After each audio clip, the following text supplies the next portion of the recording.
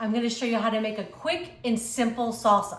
I basically came up with this because I was just craving salsa, and I always usually have these ingredients in the house. This is just 1 can of San Marzano tomatoes.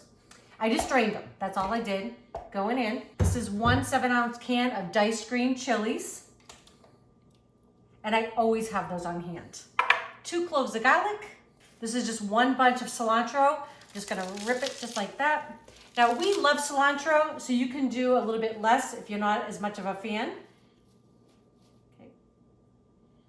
So you just got the tomatoes, the chili peppers, some cilantro. I'm gonna put in a good pinch of salt, about a half a teaspoon. Going in. I've got some lime, so the juice of 1 lime.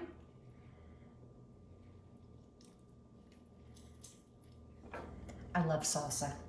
And this is just a great way to make a quick one.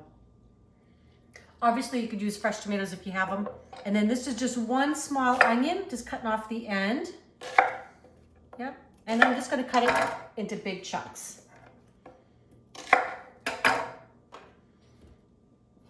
Top goes on. And we're just gonna blend it all up.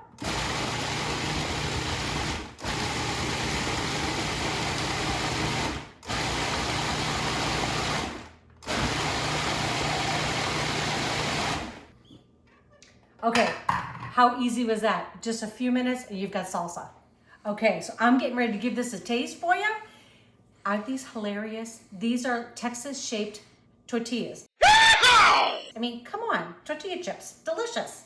All right, let's go in. Yum. That is so good and so fresh. You wouldn't know that some of those ingredients came from the pantry. Fabulous. I hope you enjoy this. If you haven't yet subscribed, please do. Don't forget to click that bell. That way you get notified next time we have a video. Enjoy.